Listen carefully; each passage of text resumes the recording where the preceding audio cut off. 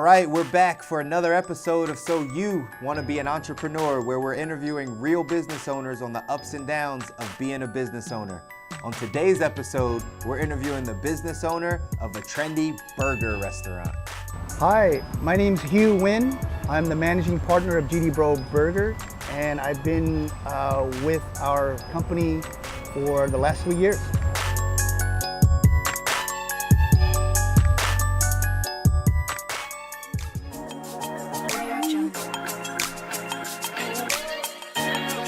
Well, I come from an audit, compliance, accounting background.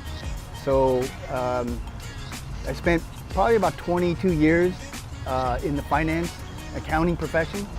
I spent probably about 5 years at PricewaterhouseCoopers on the audit and then the compliance side. And then really spent the rest of my career just working for an investment firm.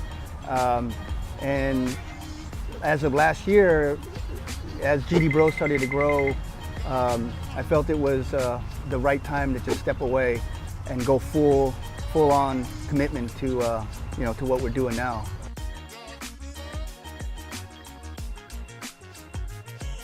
No, actually, a family of just blue-collared, hard-working blue-collared, backgrounds.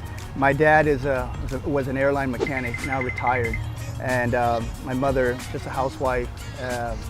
But for me, I was the first in the family to leave school here from college and head out to New York and take on this white collar professional career.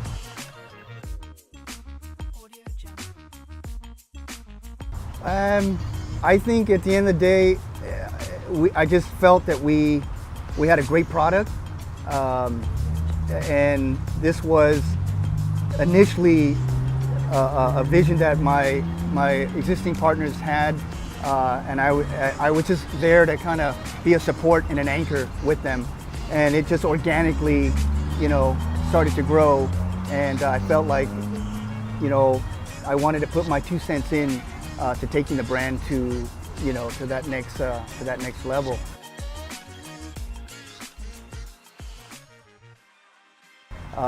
And food was a passion for me, but not only that, I think it's just building something and seeing it grow was very very intriguing for me. So I felt the leap of faith to just jump out there, leave my career, and I felt the time was right.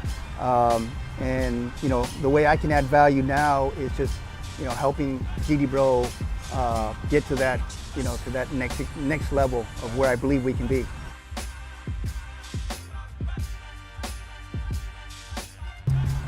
Well, I was just approached by my nephews, who co-founded the brand. They started as a little food truck here in Irvine, and I kept my day job. I was more of like an investor for them and with them, and found myself putting in a lot of extra time. This was kind of like a side project for me, and as we started to really see the brand visually where we think we could take it, it was just became a passionate project, or a project I was very passionate about.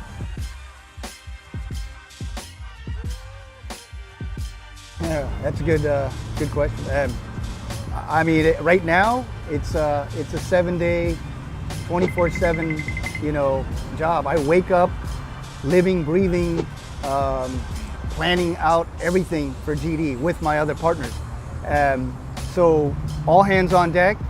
Everyone has to roll up their sleeves, and in this sort of, I wouldn't say we're in an infant stage now, but we're in that sort of mid stage where we're getting over those big challenges, and we're starting to get interest where there's a potential for us to franchise and build the model out as a potential chain. So it's 24/7 right now.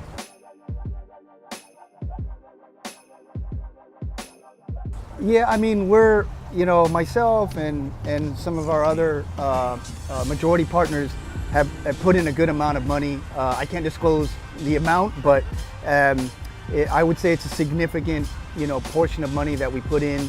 We continue to not only invest money. I mean, it's there's a part of that where we have to support the business financially, but it's our time.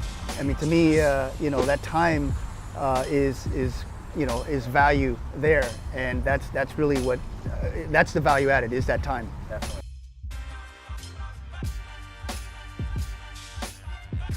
I think it's well, for one, you just got to have a great product, right? And I've always believed from day one, when I first got involved, was that if I didn't believe in the product, I wouldn't probably be as committed.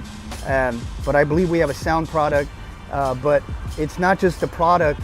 I think it's also that we care a lot about our service. A service that we provide at each location. Even when we had our food truck starting off as an infant little business with our food truck, service was something we deeply cared about. And that, in addition to providing good hospitality, because to those two things are two separate animals, service and then just hospitality. So that, I believe, we keep evolving as a business because we care about providing above and beyond service for our guests.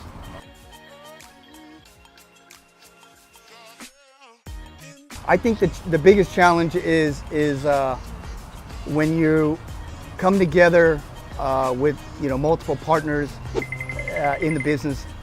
Everybody has their own vision, and it's trying to get everybody to think on the same page. And sometimes having to, compromise your ideas, or I would say not, but sort of put aside, exactly what your own ideas are for the best interest of the business and for the team.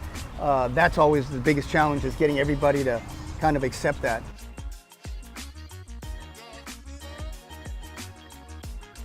My advice is not to treat this as a hobby, and I know that sounds like a cliche, same thing, but you have to treat your business like a business, and I think that's, at the end of the day, that treating it like a business means that you have to make tough decisions, and you have to stay grounded to, the vision and the standards that you put in place from the initial day that you launched this, your dream or your idea. For me, success is honestly, it's not the money. For me, success is really having people that work for you and with you, happy to come to work and know that you provided an environment for them to grow and to learn. And success for me is also feeling good that I can actually mentor, some of my staff to one day possibly be owners or entrepreneurs themselves. Man, what a good episode. So, what did we learn today? 1, entrepreneurs take pride in building something from scratch. They have to enjoy the journey of building something that they actually believe in. 2, if you can teach yourself to be passionate about something, it's highly likely that you'll be successful at it. 3, and this is a big one, listen to family members when they talk to you about a business opportunity. You just never know, that family member could potentially change your life. 4, for future restaurateurs, not just your product, but also service and hospitality all play a huge role in you being successful. And last, don't treat your business like a hobby. If you treat it like a business, it'll pay you like a business. Even if it's something that you're passionate about, make sure that you treat it and run it exactly like a business so that you can be successful. Hey guys, thanks so much for watching. Don't forget, like it, share it with a friend that wants to be an entrepreneur, and subscribe to the channel. And as always, if you want to be a successful entrepreneur, we have to get you from employee mindset to entrepreneur mindset. I'm Chris Muzan. I'll see you guys next week.